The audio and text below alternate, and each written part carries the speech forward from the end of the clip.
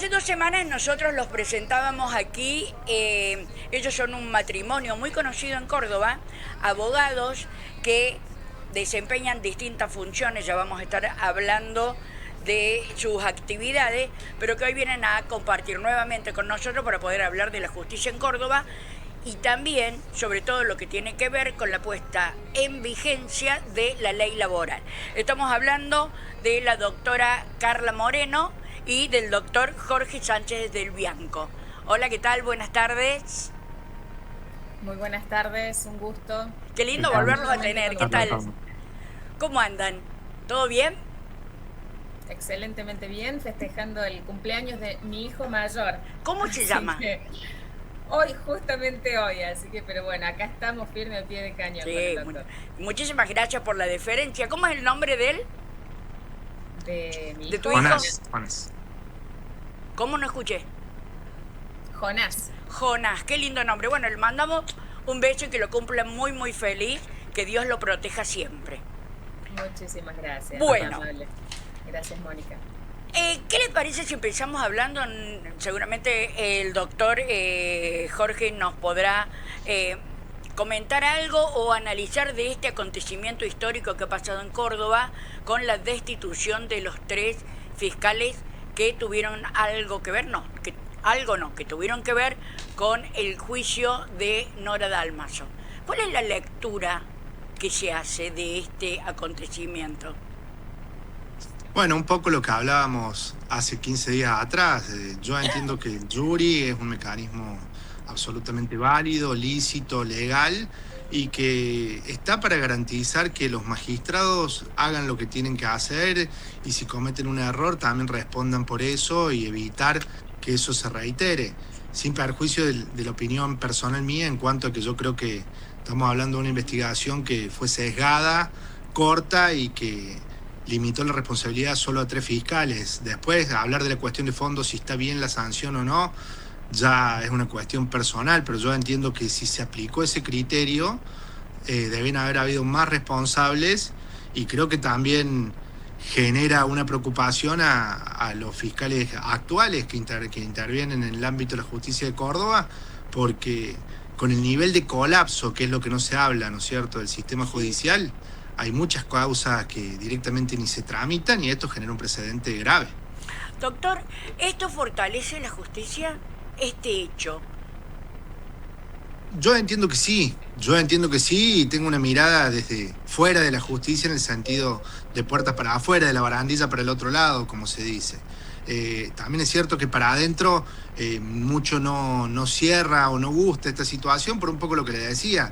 Por ahí le exigimos demasiado a la justicia también. Yo soy muy crítico, soy muy respetuoso de las instituciones, pero por ahí le exigimos demasiado para los recursos que tiene y para la situación que hoy estamos atravesando. Entonces a veces la justicia se queda corta, no porque no esté a la altura, sino porque no hay recursos materiales o muchas veces humanos para que pueda haber justicia en tiempo y forma, y cuando no llega en tiempo y forma no es justicia. Yo lo invito a que veamos un video que también lo traje a propósito como para desmarañar, digamos, un poco lo que es cuando la justicia o actúa mal o llega tarde. El número 6, poneme el número 6, justamente. A ver qué opinan. Y doctora, aunque no estemos hablando de la cuestión laboral, cuando quiera opinar, lo puede hacer, ya lo sabe, ¿no?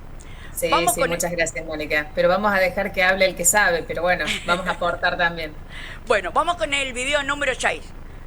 Esto pasó con Fútbol para Todos. Sacó completamente de quicio lo de Fútbol para Todos. Básicamente estuvieron 10 años rompiendo las pelotas con que Fútbol para Todos era una oficina de corrupción, con que se robaron todo, que se podían hacer 3.000 jardines de infantes que obviamente nunca se hicieron con la plata de Fútbol para Todos, allanaron clubes, hicieron 200 tapas de Clarín, cerraron Fútbol para Todos, efectivamente, y 10 años después nos enteramos que absolvieron a todos los acusados, todos los funcionarios acusados los absolvieron porque no había ningún delito. Pero lo peor es lo que dicen los jueces, porque básicamente le dicen al fiscal que su acusación es una vergüenza, que no tiene ningún tipo de sustento, que ni siquiera se entiende cuál es la acusación o cuál es el delito. Leo algunos de los fundamentos que están en una nota de La Nación, que esto es lo que le dicen los jueces a el fiscal, hizo una aportación de apellidos caprichosamente, no distinguió si fueron fondos privados, cambió la congruencia de los hechos, no tuvo un hilo conductor. Señalaron además que hubo arbitrariedad en la valoración de la prueba y que eso se evidenció no solo en la ausencia de análisis crítico y razonado de los elementos incorporados al debate, sino también en la falta de exposición de un hilo argumental mínimo que permita comprender la tesis acusatoria. Tan grandes fueron las falencias del alegato que los jueces entendieron que la acusación fiscal era jurídicamente inexistente. Lo más ridículo es que la justicia tarda 10 años para decirle al fiscal, che, esto que presentaste es una vergüenza. 10 años donde ya cerraron Fútbol para Todos, donde ya convencieron a la gente de que se robaron todo con Fútbol para Todos y que está perfecto que vos pagues el pack fútbol de mierda que nos quieren hacer pagar ahora. ¿Algo para agregar, doctor? No, bueno, un poco de la mano con lo que decía, ahora 20 años después de los acontecimientos.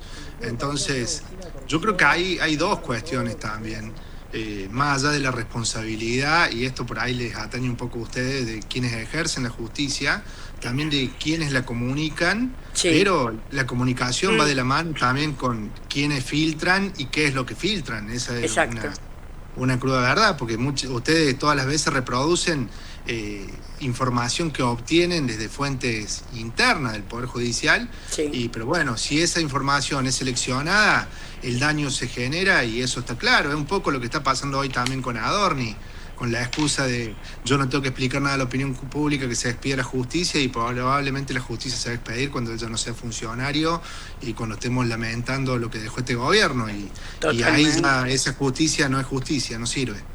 Perfecto. Hago un paréntesis con usted.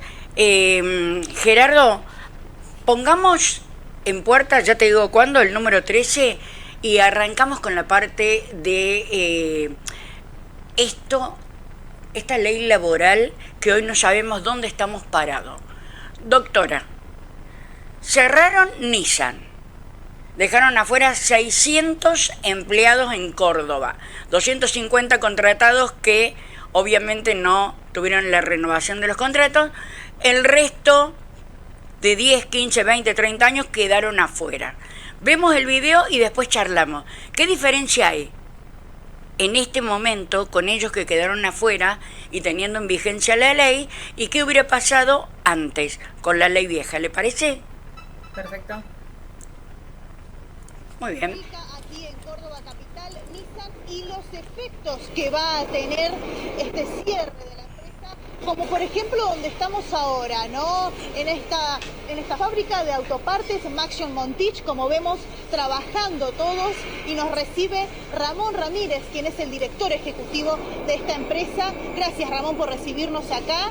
Y bueno, comentar cómo les afecta a ustedes este próximo cierre de Nissan. Gracias a ustedes, Sofía. Bueno, en realidad, todo lo que hace a cierre, a desinversión de una empresa como es Nissan, que ha sido muy importante para Córdoba, particularmente en los últimos 10 años, donde fueron decisiones muy importantes de inversión, afectan seriamente a toda la sociedad, particularmente como empresa fuertemente nos afecta porque somos un importante proveedor de la compañía, ¿no? Por ejemplo, donde estamos ahora están trabajando para Nissan, ¿no? Sí, esta es una planta histórica nuestra que produce para otros clientes, pero Maxion Montich, que es el principal proveedor de Nissan en Córdoba, en Argentina, tiene 2 plantas más, aparte de esta, afectadas específicamente a Nissan, y que sin duda que se van a ver seriamente afectadas porque la desinversión total va a llevar a que esas plantas se queden sin actividad, ¿no? Tendremos que ver cómo ordenamos todo esto. ¿Es algo que se esperaban, Ramón?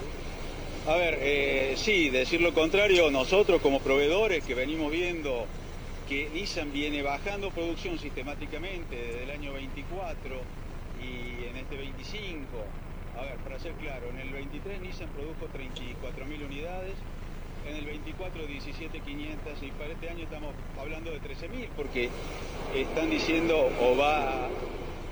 el proceso de desinversión va a ser a lo largo del año. Entonces esto ha hecho que nos vayamos acomodando y reestructurándonos. Todo lo... Bien. Bien, doctora. No sé, 600 personas de manera directa y aproximadamente 1.900 de manera indirecta. ¿Cuál es la realidad de ellos hoy? ¿Cómo está funcionando? ¿Cómo está funcionando? La ley ¿A qué te laboral. referís, Mónica? La ley laboral actual. Bueno, la ley laboral actual es una triste realidad que estamos padeciendo todos los trabajadores actualmente.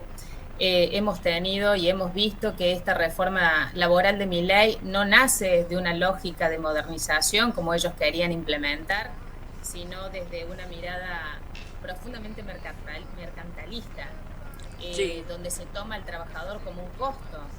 Y acá lo que este costo empresario que estamos viendo tiene serias implicancias en familias enteras de nuestra Argentina.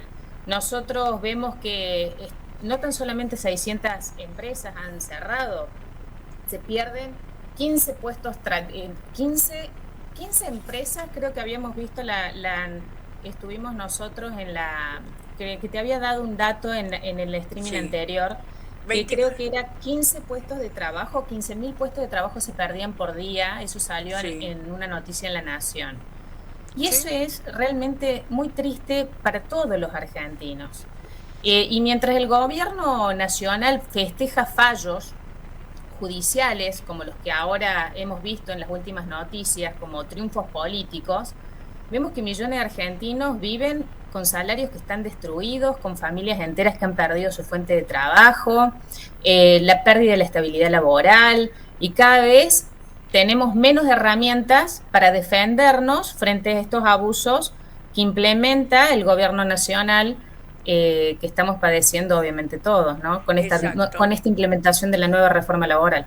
Exacto. Ahora, lo que a mí me gustaría que usted le comentara a nuestra audiencia es, hoy, un obrero, un empleado de comercio, un obrero de una fábrica o de la construcción, es echado. ¿Con qué herramientas cuenta para poder cobrar una indemnización o para esperar algún, no sé cómo llamarlo ahora, un reconocimiento? ¿Con qué se encuentra? Indemnización simbólica, le diría, pero bueno, más allá de eso, una indemnización simbólica, recordemos también que por más que nosotros hayamos como trabajadores trabajado durante 20 años en una empresa, la ley que se aplica en el momento del despido es la ahora, Sí. es la nueva reforma laboral. ¿Qué implica esta nueva reforma laboral? Implica una serie de pérdidas de derechos que nosotros como trabajadores hemos conquistado con sangre, sudor y lágrima. Uh-huh.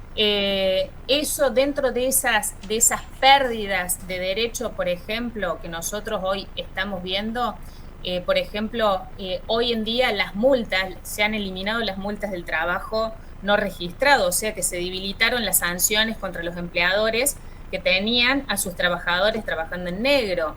Por ejemplo, se vuelve a reincorporar la posibilidad de reemplazar las indemnizaciones por fondo de cese laboral. Sí. ¿Y qué quiere decir esto? Que se traslada el riesgo del despido al propio trabajador. Imagínese usted, Mónica, que uno como trabajador está pagando su propio despido de su propio salario. Es una locura. O sea, se vuelve a la flexibilización de las jornadas mediante los famosos bancos de hora, donde a un trabajador, por ejemplo, no le da la posibilidad de tener la previsibilidad familiar, de decir, bueno, yo trabajaba de tal horario a tal horario y mi hijo sale del colegio a tal horario, no lo voy a poder ir a buscar. ¿Y cómo impacta eso en la familia de uno?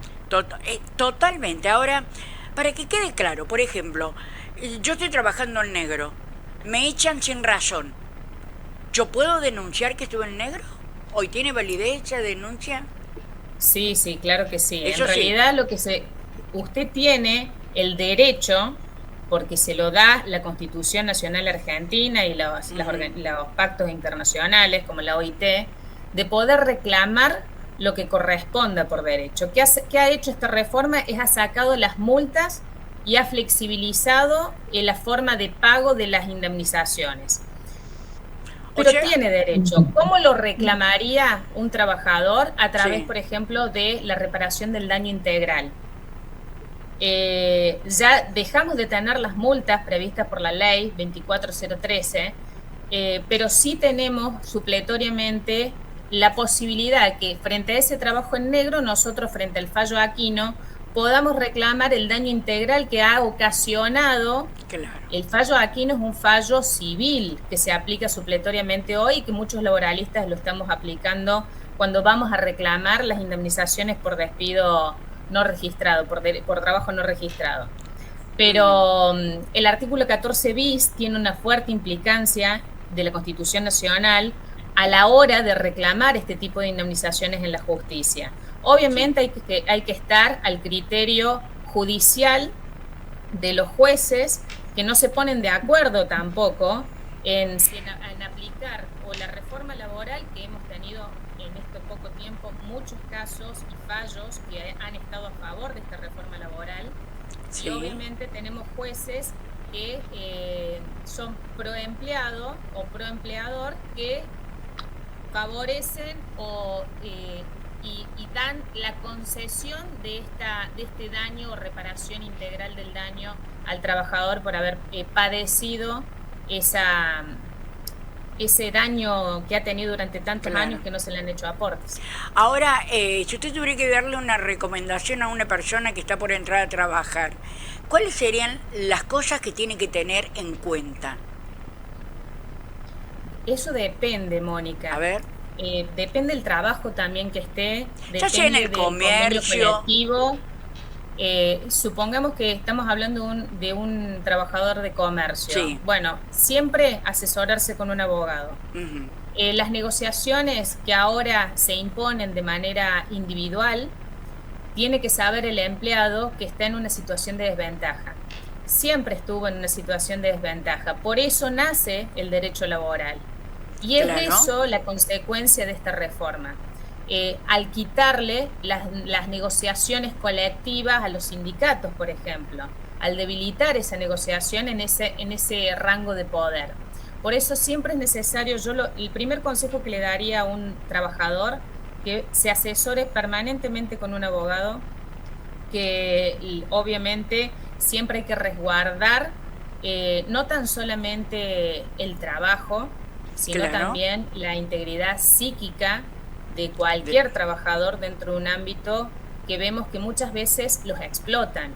¿Cuánto dura ahora? ¿Por qué digo esto, Mónica? Sí. Porque estamos hablando de que con este banco de horas a los trabajadores los van a hacer trabajar 12 horas diarias. Qué vergüenza cuando en el resto del mundo se están achicando la jornada. Se acaba de firmar. En contramano del mundo. Exactamente. En Europa. En Europa las jornadas están siendo de 6 horas y están tratando de que sea de lunes a jueves, y acá 12 horas, y si pudieran meter el domingo también lo meterían. Una cosa que le quería preguntar, ¿cuánto va a durar ahora el periodo de prueba? ¿También es de acuerdo a los trabajos? De acuerdo a los trabajos, claro. Es 6 meses el periodo de prueba, y dependiendo también de la cantidad de empleados. ¿Cuántos meses me dijo? 6 meses. 6 meses. Se puede extender a 8. Hasta 8. Qué bárbaro, ¿no? ¿Y es alguna otra cosa más que se haya perdido y que no hay forma de recuperarlo? El salario, que dicen que hay que acordarlo con el empleador, teniendo en cuenta que alguna base o lo que el empleador diga. Los salarios dinámicos te referís, Mónica. Bueno, los salarios dinámicos se hacen en base a la productividad de la empresa. ¿Qué quiere decir esto? Que si una empresa en un mes produce más, yo cobraría más. Sí. Pero eso obviamente perjudica al trabajador, porque a mí, por ejemplo, me puede desfavorecer, por ejemplo, estar trabajando en un supermercado, volvemos al comercio, por ejemplo. Yo estoy trabajando en un supermercado donde no tiene tanta clientela y estoy haciendo iguales tareas que otro empleado que está trabajando en otra sucursal. Claro. Y mi salario va a depender de la variación de la producción de esa empresa. Si produce más o produce menos, mi salario varía. Y volvemos de nuevo a lo mismo. O sea, es injusto para el trabajador no tener la previsibilidad de cuánto es lo que va a cobrar, de cuánto es el salario que va a tener, y volvemos de nuevo a insistir, el costo termina recayendo en el trabajador y no en el empleador. Y eso es una locura y eso es una aberración jurídica. Hay dos cosas. Una, primero, que sería bueno que también a nivel, como se hace a nivel internacional o en otras empresas, así como quieren poner un salario ajustado a la productividad, también le pongan la ganancia cuando la empresa mejora sus ganancias, ¿no? O sea, repartir la ganancia. En este momento se me fue el nombre, que no serían regalías. Me parece que no corresponden aquí. Mónica, si me permite una intervención, si bien no es la materia mía, ¿no? Sí, sí. Eso que usted dice sería válido en varios países del mundo. Exacto. Acá nosotros tenemos un presidente que premia al que evade. Entonces, ¿quién va a ser el que va a decir cuánto fue la ganancia para repartir en más o en menos? Claro. Por eso, el primer consejo mío a un trabajador sería, más allá de lo jurídico, que nunca se olvide que es trabajador. Sobre todo a la hora de votar, porque hasta hace unos años nosotros discutíamos si el trabajador tenía que pagar o no pagar ganancia o si podía comprar $200 por mes. Exacto. Hoy no puede comprar ni 10 centavos de dólar y lo peor es que hay trabajadores que defienden una reforma reforma que desde que ha sido hecha desde un punto de vista general ya nos marca que está mal. No es lo mismo la relación de una pyme con el trabajador, donde puede haberse alguna de estas situaciones, distribución de ganancias, porque bueno, a lo mejor a la pyme no le da para contratar a un trabajador al principio y los impuestos y demás. Totalmente. Que una multinacional como Arcor. Bueno, la legislación es una sola para todos y esas son las consecuencias. Hay muchos trabajadores que hoy defienden esto porque no miden las consecuencias. Totalmente de acuerdo, doctor. Coincido con el doctor. Los derechos laborales tienen que entender que no nacieron solos, o sea, nacieron porque hubo trabajadores también que se han organizado, que sindicatos y un Estado presente que hoy lamentablemente no vemos. Además, cuando vos agarrás y ves los ítems de esta nueva reforma, a la que llamaban, como muy bien lo decía usted, doctora, modernización, los únicos que dejamos de ser modernos somos nosotros, los laburantes. Totalmente. Vamos en contramano del mundo. Claro, pero los únicos perdedores somos nosotros los trabajadores. O sea, no hay una buena. Otra cosa, la modernización iba a terminar la litigiosidad laboral. Claro. Y hoy resulta que todavía tenemos el 99,9% de los litigios está entre qué ley se aplica, si es válida, si es constitucional, si no es constitucional. O sea que no solo que ha multiplicado los conflictos, sino que no ha generado ningún puesto de trabajo, como habían dicho. Yo me pregunto ahora por qué el mega rigi sí, no sé cómo lo llaman. El super. Para el super rigi. Sí. ¿Para qué si sacamos una ley que va a generar más puestos de trabajo? Exacto. Claro. ¿Para qué si la Argentina produce? Totalmente. El 1% representaba los juicios laborales antes de esta reforma laboral. Sí. Entonces, ¿de qué me hablan? ¿De qué industria del juicio me hablan? No hay industria del juicio, nunca la hubo, al contrario. Con esta nueva reforma laboral, con esta pérdida de derechos, va a haber mucho más juicios laborales reclamando lo que justamente le corresponde por derecho a los trabajadores. Totalmente. Además, una pregunta. ¿sabes qué es lo que noto, Mónica? Sí. Como que el trabajador ha naturalizado perder conquistas laborales. Y eso es lo catastrófico que hoy estoy viendo y padeciendo, diríamos, en tribunales todos los días con los reclamos laborales que interponemos ante la justicia. ¿Y por qué crees que haya pasado esto? Perder, trabajar 8 horas, perder, tener estabilidad, previsibilidad, es como que lo han naturalizado y está bien. Y eso es lo que a mí más me preocupa como abogada laboralista, que está mal, la gente es como que está anestesiada, los sindicatos me llama la atención que también estén anestesiados frente a este impacto laboral en los trabajadores y en la vida diaria de todos los argentinos. Yo me preguntaba los otros días cuando escuchaba a uno de los sindicalistas que decía, no, si nosotros hacemos paro la gente no va. ¿Cómo que si nosotros hacemos paro la gente no va? ¿Qué le puede haber pasado a la gente para que no quiera asistir a un paro? ¿Será que no creen en esa conducción sindical? ¿Creerá que ha perdido la confianza en que esa conducción sindical vaya realmente a defender los derechos del trabajador? Porque como perfectamente acaba de señalar, lo normaliza, pero lo normaliza porque si no se mueren de hambre. Lo Lo que normalizan. pasa, Sí, Mónica, es que y coincido con lo que dijo el doctor antes con respecto a los medios. Han impuesto los medios tanto odio hacia los sindicatos sí, que muchas veces ese odio no deja ver más allá de lo que pasa en el bosque. ¿Por qué te digo esto? Porque si nosotros como trabajadores perdemos las negociaciones colectivas y perdemos el último muro de contención que tiene un trabajador, que son los sindicatos, para reclamar lo que justamente nos corresponde por derecho, ¿qué nos queda? ¿Qué nos queda frente a este atropello? nada. Entonces eso es lo que la gente tiene que entender, los trabajadores tienen que entender que los sindicatos son muy importantes. Obviamente que los sindicatos van a tener que tener sus controles respectivos, obviamente Sí, que no voy a ser una hipócrita y una obtusa, que hay sindicatos y sindicatos. Entonces, totalmente.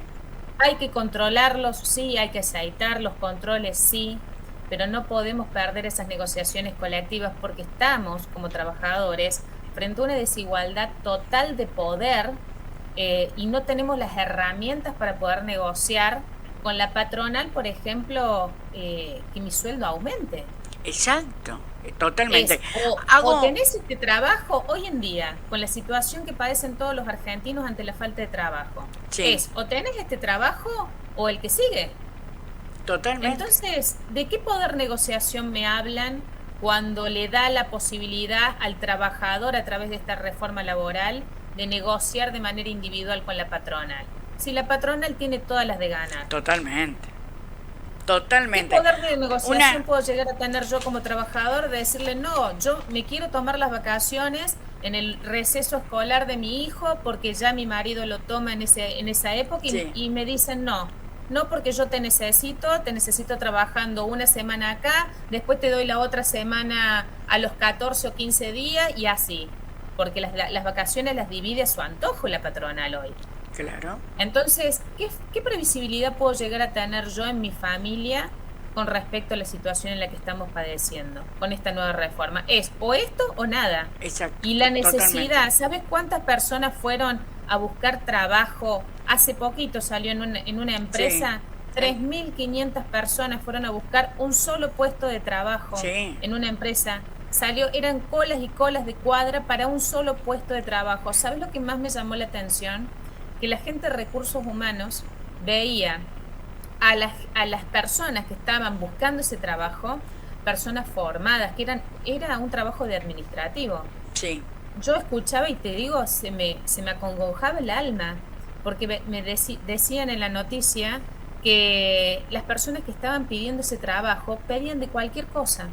mira vos. Profesionales formados con título decían que no importa que no sea administrativo, que sea para limpieza, pero que necesitaba trabajar porque hacía 2 años que no estaban trabajando. Pero acá hay Eso es una lo cuestión. triste que estamos padeciendo. Bueno, pero creo que hay una cuestión, que esto lo digo yo y me hago cargo yo de lo que digo en la cuestión política. Cuando vos tenés un proyecto de país donde frenaste la producción, donde no te importa tres carajos que la clase media desaparezca, va todo concadenado. Entonces vos tenés que apretar en un sector para que el otro sector también pueda bajar. Y el otro, que en este caso seríamos nosotros, no tengamos poder de elección. No sé si se acuerdan, hace varios meses, creo que varios años, antes de que Milei subiera, estaba en una entrevista y alguien dijo, pero vos con este plan le das una sola opción a la gente, la guillotina o la horca. A ver si se entiende. Entonces ahora, lo que acaba de señalar usted, doctora, es que la gente necesita comer. Entonces, si sos, no sé, contador o si sos taxista, pero te dan para limpiar los baños, lo agarrás igual. Porque tanto en un escalón o en el otro, se necesita comer. Y no importa si uno come, pero nosotros que tenemos hijos, ¿cómo haces para sentarte a la mesa y decir, no sé, hoy vamos a comer sándwich, fiambre? y mañana y otra vez fiambre. ¿Cuánto tiempo se aguanta eso? Pero Entonces, bueno, ahí está un poco el tema, Mónica.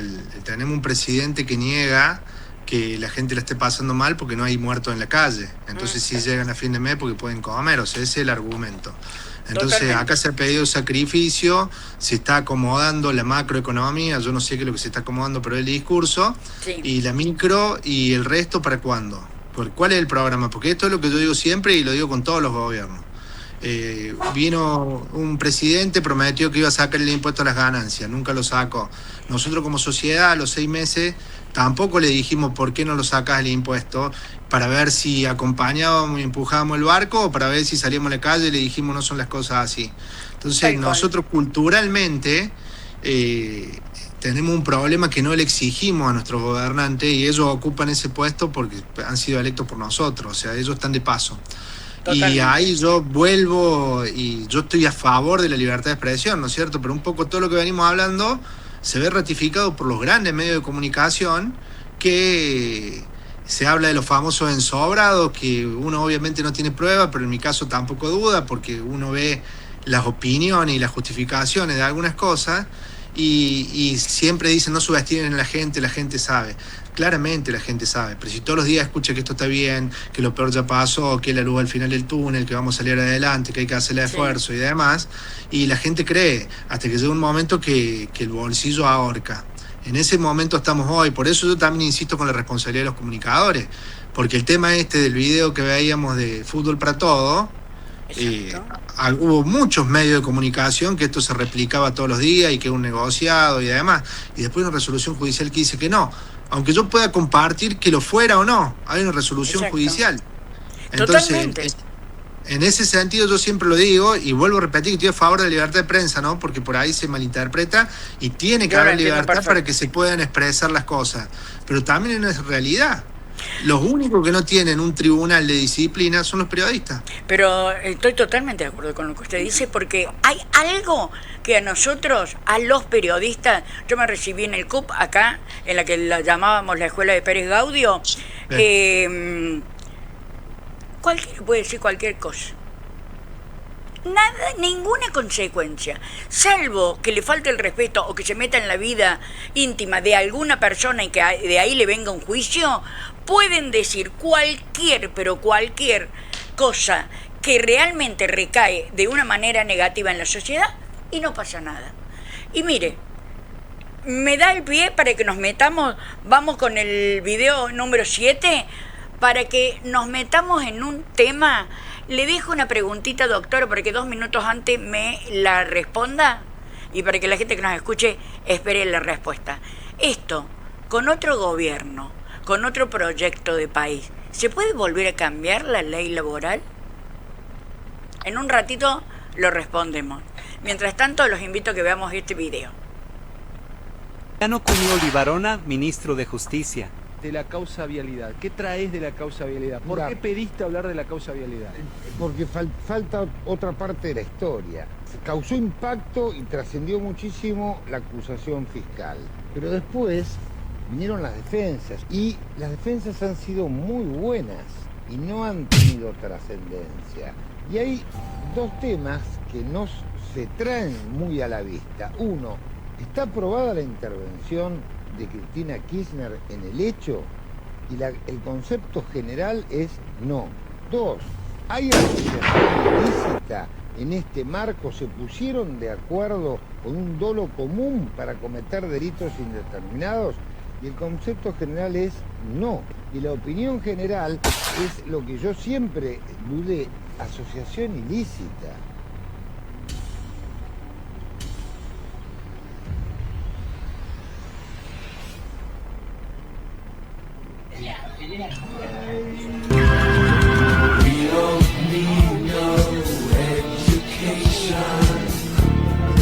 Bueno, bien. Doctor, yo quería que nos metiéramos también en el tema que es tan actual y que en un ratito vamos a ver otro video, pero sin dejar que hoy tenemos a una referente a nivel nacional e internacional presa por una causa que un ministro de Justicia de la Nación dice que es inocente. ¿Cómo se lee eso? Bueno, un poco. Primero yo le vuelvo a repetir, yo soy respetuoso de las instituciones, si existe una resolución que la declara culpable, aunque yo no la comparta, hay que respetarla y recurrir a los mecanismos para revertirlo. Pero acá está claro, la opinión mía en relación a la causa es que ha sido condenada por una conducta atípica, que no constituye un delito y que es de imposible cumplimiento. Entonces... Déjeme decirle una cosita, sí. Yo, ciudadana común y usted conocedor y ya con años de experiencia en la justicia. Yo me pongo del lado de mucha gente que ha hablado conmigo y que me han dicho montones de cosas, inclusive para que le pregunte algo acá.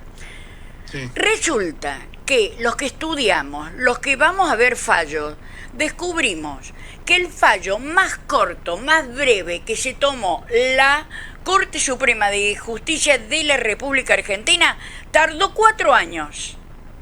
Y en dar un fallo en contra de Cristina tardó 47 días. Entonces, ¿cómo me piden a mí que yo crea en la justicia? Bueno, es que no, y yo le agrego más. No me acuerdo si era el día de cumpleaños de Néstor Kirchner o de ella, le citaron a 8 indagatorias distintas en el mismo día. Sí, día... Entonces esa es la parte que yo digo, la cuestión de fondo nos sentamos, le discutamos jurídicamente, estemos de acuerdo o no estemos de acuerdo, porque en derecho 2 más 2 no es 4, pero desde el punto de vista que con animosidad la citan el día del cumpleaños de su marido fallecido, de ella, no recuerdo bien, vuelvo a repetir, y claramente es molestarle y es perseguirla.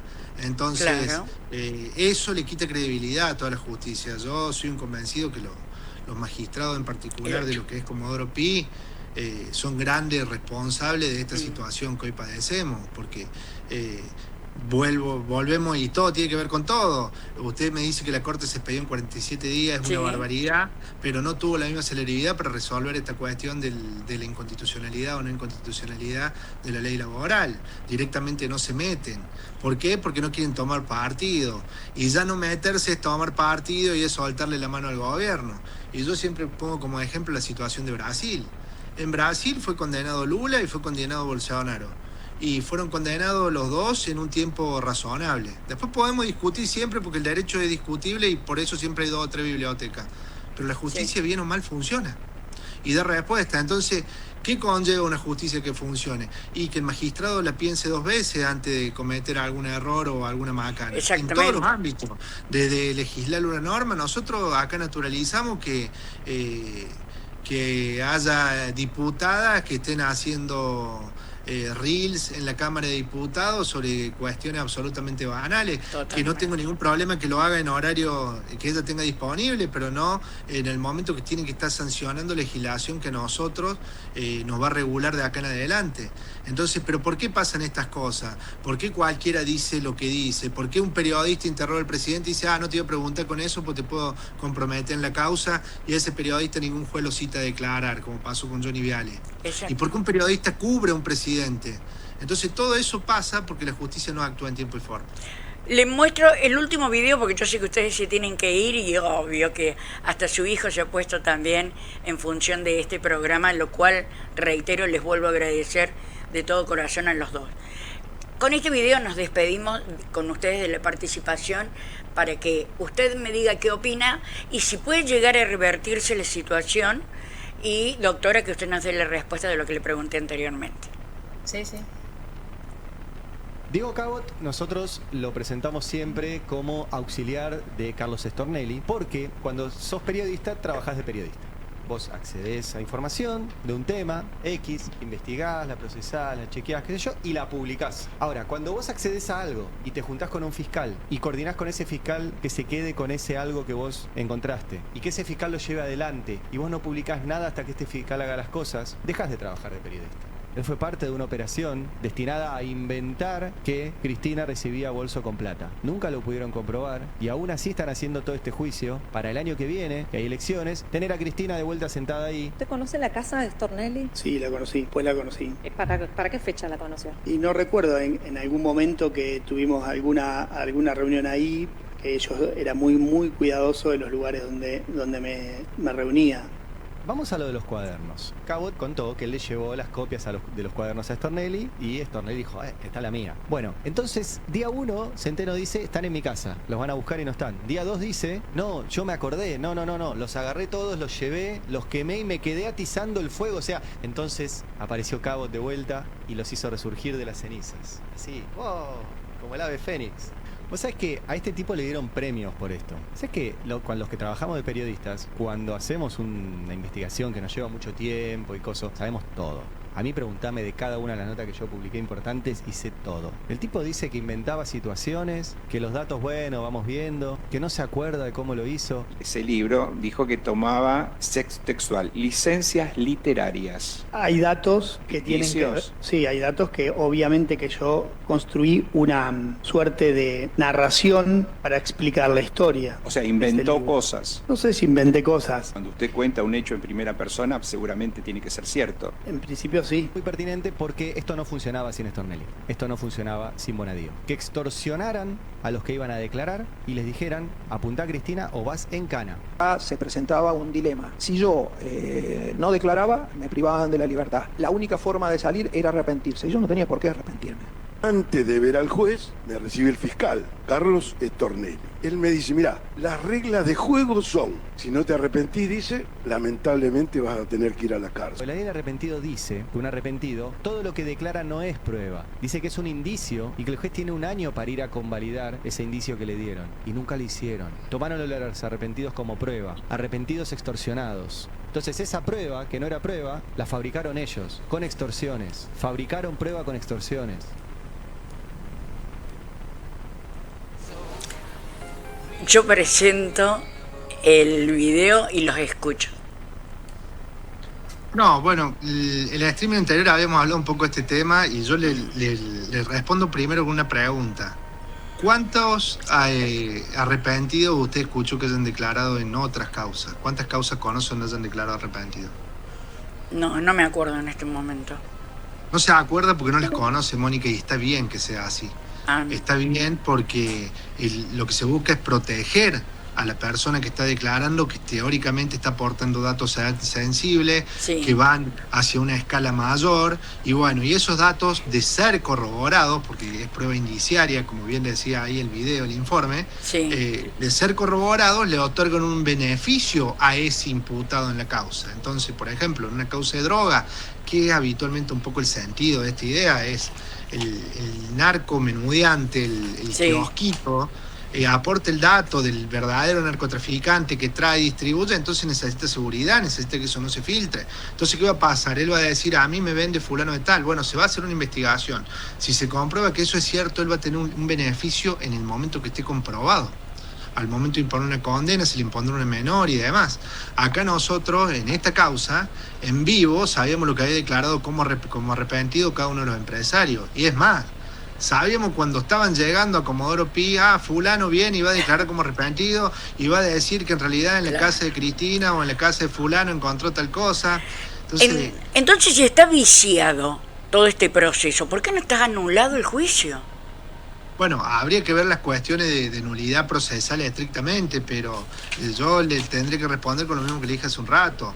Yo soy respetuoso de las instituciones, respeto las decisiones, pero los magistrados que ejercen la judicatura muchas veces no merecen mi respeto. Y bueno, y lamentablemente nuestra sociedad, los dirigentes, los jueces, los fiscales, los abogados, los periodistas, salimos todos de la misma sociedad que hoy está partida, destruida y con muchos déficits culturales, lamentablemente. Totalmente. Nosotros hemos presentado los temas, escucharlo a usted y a la doctora Carla Moreno es un placer, así que cada uno en su casa tiene la obligación de sacar sus conclusiones. Y como yo siempre lo digo, lo importante es que lean, que se informen y que chequeen quién lo dice y en dónde lo dice. Doctora, la dejé para el final. ¿Se puede llegar a revertir? Entonces nos queda un minuto. ¿Se puede llegar a revertir? Rápidamente te lo digo. Mira, obvio que sí. Y lo digo como peronista. Y a mí no me da vergüenza decir que soy peronista, ni mucho menos, que me cataloguen de cuca, zurda, lo que sea, como comúnmente suelen hacerlo cuando doy una disidencia en las apreciaciones jurídicas que yo veo de este gobierno. Este modelo mira el trabajo principalmente desde una lógica de mercado. Sí. Por eso hace lo que hace y habla más de un costo laboral que de una justicia social. Y como peronista, la diferencia que yo veo es conceptual, pero también es ideológica. Totalmente. Porque el peronismo históricamente entendió al trabajo como un organizador social y al trabajo como un sujeto de dignidad. Por eso creo que se va a revertir. Totalmente. Por eso el peronismo, pese a quien le pese, creó los derechos laborales, las jubilaciones, los aguinaldos, las vacaciones pagas, las negociaciones colectivas que hemos estado hablando, que obviamente hoy están tan apaleadas. Entonces, Totalmente. a tu respuesta, Mónica, es sí. Sí se puede revertir, obviamente con otro tipo de modelo político. Totalmente. Muchas gracias, doctor Sánchez del Bianco. Muchísimas gracias, doctora querida Carla Moreno. Que tenga un hermoso cumpleaños para su hijo y será hasta cualquier momento. Muchas gracias. Un placer estar con vos acá acompañándote. Muchas gracias. Por la invitación. Y a nuestra audiencia, obvio que le decimos, quédense en Nexus, ya vienen los chicos y ha sido un placer, como siempre, compartir esta hora de noticias y políticas con ustedes. Dato mata relato. Gracias.